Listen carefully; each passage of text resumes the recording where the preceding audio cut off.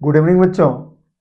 Field potential and potential energy पे हम एक काफी ही सिंपल सा एक क्वेश्चन लेकिन थोड़ा सा कंसेप्चुअल है, इस क्वेश्चन को देखते हैं। पहले क्वेश्चन देखिए क्या कह रहा है। क्वेश्चन कह रहा है बच्चों, in diagram three equipotential surfaces due to a point charge plus q are shown, then according to diagram find relation, पहले पार्ट में आपको फाइंड करना है बिटवीन V1 V2 V3 और दूसरे में फाइंड करना है बच्चों T1 और T2 के बीच में रिलेशन। क्वेश्चन कह रहा है कि एक पॉइंट चार्ज के कारण कुछ हमारे पास इक्विपोटेंशियल स्फेरिकल सरफेस है। अब ऐसी स्थिति में हमारे पास ये अगर इक्विपोटेंशियल सरफेस है तो इन इक्विपोटेंशियल सरफेस के ऊपर कितना पोटेंशियल है उनके बीच में आपको एक रिलेशन एस्टैब्लिश करना है। साथ में दो इक्विपोटेंशियल सरफेस के बीच में जो डिस्टेंसेस हैं इनके बीच में भी आपको रिलेशन बताना है। तो चलिए बच्चों क्वेश्चन को हम करते हैं, सॉल्यूशन देखेंगे आप लोग। देखिए क्या होता है, ये पॉइंट चार्ज है तो पॉइंट चार्ज के कारण जो इक्विपोटेंशियल सरफेस होते हैं वो स्फेरिकल होते हैं बच्चों। अच्छा, पॉइंट चार्ज के कारण इलेक्ट्रिक फील्ड क्या होता है, रेडियली इन स्फेरिकल सरफेस से रेडियली ऐसे पास करेगा। भाई पॉइंट चार्ज के कारण जो इलेक्ट्रिक फील्ड होगा वो इलेक्ट्रिक लाइन ऑफ फोर्स के अनुसार ऐसे पास करेंगे। तो ये जो इलेक्ट्रिक फील्ड है ऐसे पास करेंगे कि मानो वो रेडियली इन इक्विपोटेंशियल सरफेस को क्रॉस कर रही है और साथ में चूंकि प्लस पॉइंट है इसलिए इलेक्ट्रिक फील्ड क्या होंगी, ये बाहर जाएंगी। अच्छा, हम जानते हैं बच्चों कि इलेक्ट्रिक फील्ड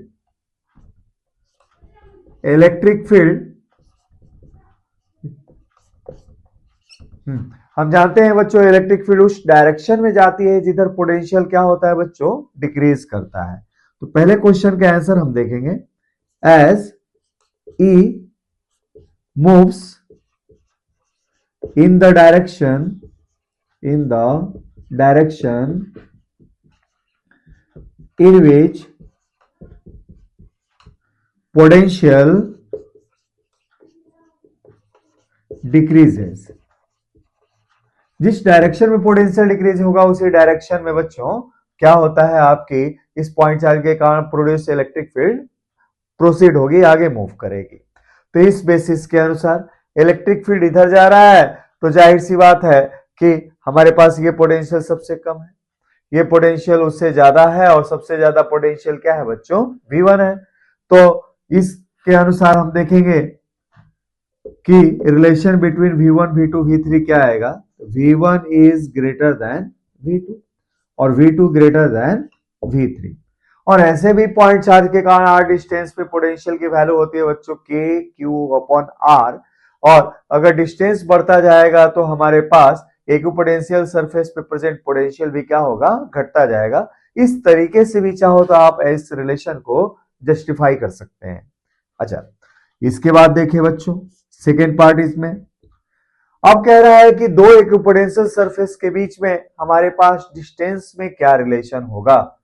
तो हम जानते हैं since electric field due to इस पॉइंट चार्ज के कारण क्या है बच्चों, मैग्नीट्यूड में क्या है, KQ/R²। अच्छा, R² क्या है, तो R² वह डिस्टेंस है जिस डिस्टेंस पे आप इलेक्ट्रिक फील्ड फाइंड करना चाहते हैं। मान लीजिए बच्चों आप इलेक्ट्रिक फील्ड इस पॉइंट P पे फाइंड कर रहे हैं। अच्छा, प्लस Q चार्ज से इस पॉइंट की डिस्टेंस कितनी है बच्चों, R। तो यहां पे इलेक्ट्रिक फील्ड का मैग्नीट्यूड क्या होगा, तो KQ/R²। अच्छा, अब देखिए हम देखते हैं कि पॉइंट चार्ज से जैसे जैसे दूर हम चलते जाते हैं इलेक्ट्रिक फील्ड का बच्चों स्ट्रेंथ घटता जाता है ना। तो हम यहां लिख सकते हैं कि E inversely proportional R²। Electric field का बच्चों यहां स्ट्रेंथ घट रहा है ना। अब दो इक्विपोटेंशियल सरफेस के बीच में बिटवीन टू इक्विपोटेंशियल सरफेसेस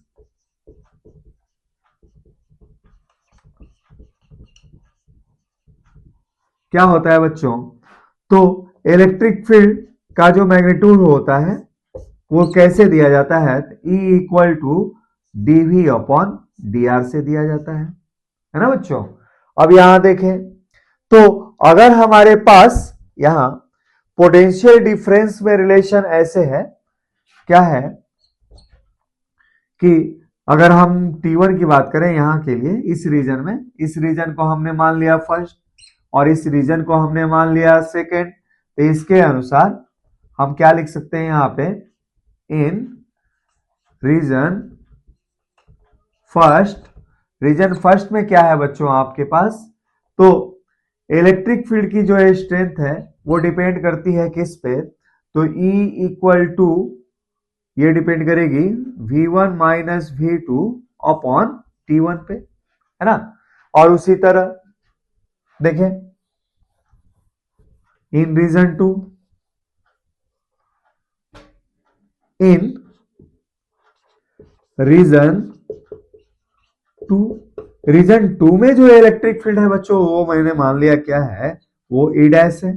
अच्छा ये वैल्यू क्या होगी, तो ये हो जाएगी बच्चों क्या, V2 minus V3 upon distance T2।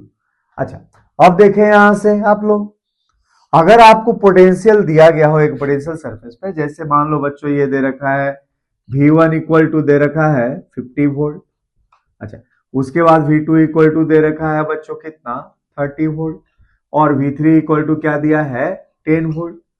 तो इस लॉजिक के अनुसार अगर इन एक पोटेंशियल सरफेस के पोटेंशियल अगर दिए गए हो आपको, तो उसके अनुसार अगर हमारे पास पोटेंशियल डिफरेंस सेम है, दो एक पोटेंशियल सरफेस के बीच में अगर पोटेंशियल डिफरेंस की वैल्यू सेम है, तो T1 और T2 में हम कंपैरिजन कर सकते हैं। तो हमारे पास देखें यहां एक बना सकते हैं हम, if V1 equal to 50 volt, अच्छा V2 इक्वल टू 30 वोल्ट और V3 इक्वल टू कितना बच्चों 10 वोल्ट।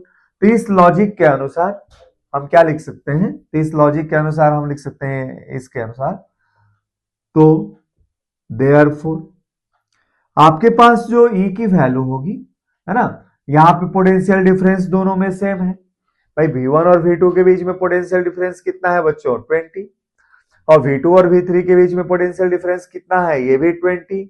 तो V1 माइनस V2 और V2 माइनस V3 की वैल्यू अगर सेम हो तो हम लिख सकते हैं क्या, E, है ना, E की वैल्यू E डैश से बड़ी है ना भाई। ऐसे भी चार्ज से ये पॉइंट क्या है, ये रीजन पास में है तो यहाँ इलेक्ट्रिक फील्ड ज्यादा होगा, और ये रीजन दूर है तो यहाँ इलेक्ट्रिक फील्ड क्या होगा बच्चों कम होगा। तो हम कह सकते हैं कि E की वैल्यू क्या है, E डैश से ज्यादा है।